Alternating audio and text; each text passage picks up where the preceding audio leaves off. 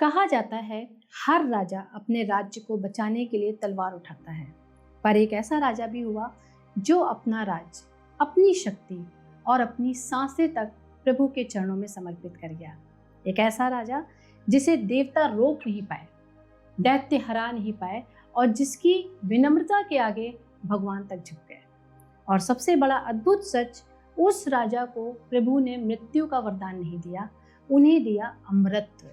वो आज भी जीवित है, वो आज भी देख रहे हैं, वो आज भी चिरंजीवी हैं। ये कहानी है राजा महाबली की। नमस्कार दोस्तों, मैं हूँ ममता अग्रवाल। आज हम लेकर आए हैं चिरंजीवी सीरीज का दूसरा अध्याय, राजा महाबली। वो राजा जिसका हृदय इतना पवित्र था कि भगवान को भी मांगने आना पड़ा।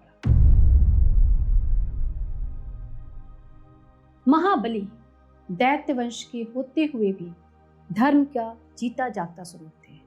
उनके राज्य में कोई भूखा नहीं सोता था, कोई अन्याय नहीं होता था और कोई भी उनके राज्य की सीमा में दर्द से नहीं रोता था।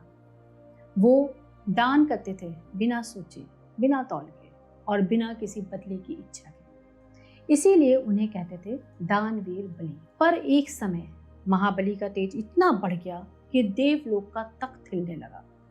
देवता घबरा गए, इंद्र बेचैन हो गए, क्योंकि दान, न्याय और धर्म से महाबली का राज इतना मजबूत हो रहा था कि देवता तक उनके सामने छोटे दिखने लगे थे। महाबली का त्याग और कर्म इतना शुद्ध था कि उनके प्रभाव ने देवताओं को भी चिंतित कर दिया। देवता सोचने लगे, ये असुर राजा इतना शक्तिशाली हो गया है कि हमारा स्वर्ग का राज्य भी छिन जाएगा। इसीलिए देवता भगवान विष्णु से प्रार्थना करते हैं कि वो संसार को उसकी मर्यादा का स्मरण कराने और शक्ति के साथ विनम्रता का संदेश देने के लिए कुछ करें। तब भगवान विष्णु वामन यानी एक नन्ही, कोमल और तेजोमयी ब्राह्मण बालक के रूप में अपना 5वां अवतार लेते हैं। महाबली उस समय अश्वमेध यज्ञ कर रहे थे। यज्ञ शांति, पवित्रता और देव विभूति से भरपूर था।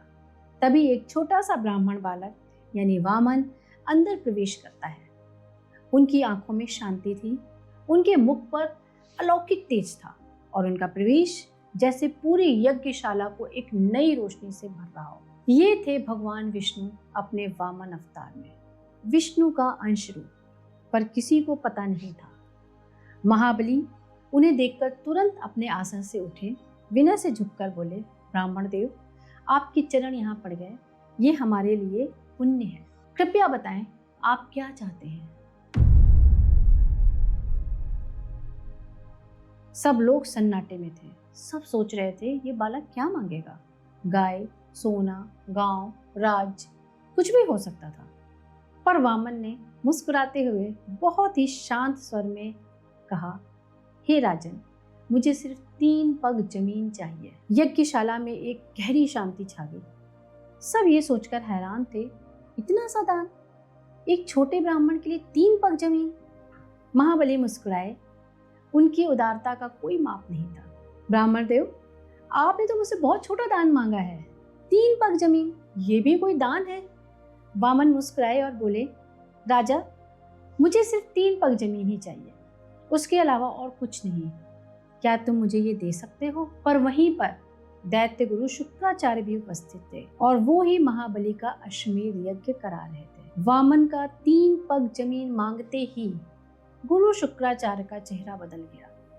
उनके मन में कुछ संकेत जाग उठे, क्योंकि वामन का रूप छोटा था पर उनका तेज असामान्य था। पर महाबली अपने स्वभाव के अनुसार प्रश्न नहीं करते थे, वो हमेशा देते थे और यहाँ भी वो देने को तैयार थे। पर गुरु शुक्राचार्य समझ जाते हैं कि ये कोई सामान्य बालक नहीं, ये स्वयं भगवान विष्णु है। वो महाबली को रोकने की कोशिश करते हैं, पर महाबली कहते हैं, दान देना मेरा धर्म है, चाहे सामने विष्णु हो या कोई और। मैं कभी पीठ नहीं दिखाता। और वो वामन की मांग को स्वीकार कर लेते हैं। फिर उनका रूप बदलने लगा। वो बढ़ते गए, बढ़ते गए, बढ़ते गए। उनके एक पग ने पूरी धरती को नाप लिया। उनका अगला कदम आकाश तक पहुंच गया। ब्रह्मांड उनके चरणों में सिमट गया। देव, दानव, मानव सब सन्नाटे में आ गए।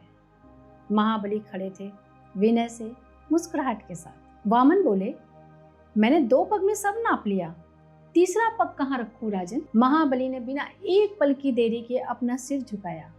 प्रभु, तीसरा कदम मेरे मस्तक पर रखिए। ये आत्मा का जागरण था, ये महाबली का अमृत था। विष्णु बोले, राजा बलि, तुमने सब कुछ दे दिया, राज, धन, प्रतिष्ठा। और इसी के साथ भगवान विष्णु ने अपना तीसरा पग महाबली के मस्तक पर रखकर उन्हें पाताल लोक भेज दिया। विष्णु जी महाबली की भक्ति और सत्य से प्रसन्न होकर उन्हें एक वर देते हैं। तुम मरोगे नहीं, तुम चिरंजीवी बनोगे और तुम साल में एक बार अपनी प्रजा से मिलने पृथ्वी पर आ सकते हो। इसी भावना से केरला में ओणम त्योहार मनाया जाता है, क्योंकि लोग मानते हैं कि राजा महाबली उस दिन अपने लोगों को देखने आते हैं। महाबली हमें सिखाते हैं सच्चा बल पकड़ने में नहीं होता, सच्चा बल होता है देने में, छोड़ने में और अहंकार को तोड़ने में। जीवन कभी कभी सब कुछ छीन लेता है, पर क्यों? क्योंकि हम अंदर से जिंदा हो सके। Letting go is not the loss, letting go is liberation. तो दोस्तों, इस कहानी से हमें क्या शिक्षा मिलती है? मतलब असुर या देवता होना मायने नहीं रखता, नियत मायने रखती है। त्याग, सत्य और सेवा हमेशा भगवान को प्रसन्न करते हैं। पावर जब विनम्रता से जुड़ी हो तभी वो पवित्र होती है। धन्यवाद औरा परिवार। आज हमने महाबली की अमर, पवित्र और प्रेरणा से भरी कहानी अपने हृदय से महसूस की। अगर आज की वीडियो ने आपके मन को छुआ हो तो लाइक ज़रूर करें और इस ज्ञान को उन लोगों तक शेयर करें जिनको इसकी सबसे ज़्यादा ज़रूरत है। कमेंट्स में लिखकर बताएं महाबली का कौन सा गुण आपको सबसे अधिक प्रेरणा देता है। और हाँ दोस्तों, अगर आपने अभी तक हमारा दूसरा चैनल एस्ट्रो ममता अग्रवाल सब्सक्राइब नहीं किया है तो अभी सब्सक्राइब करें, ताकि अकल्ट, एस्ट्रोलॉजी, न्यूमरोलॉजी और अध्यात्म से जुड़े हमारे एक से बढ़कर एक वीडियो आप मिस न करें। अगली वीडियो में हम एक और अद्भुत और रोचक कहानी लेकर आएंगे हमारे अगले चिरंजीवी के बारे में। तब तक के लिए अपने मन को शांत रखिए और ऑरा की रोशनी से जुड़े रहिए। राधे राधे।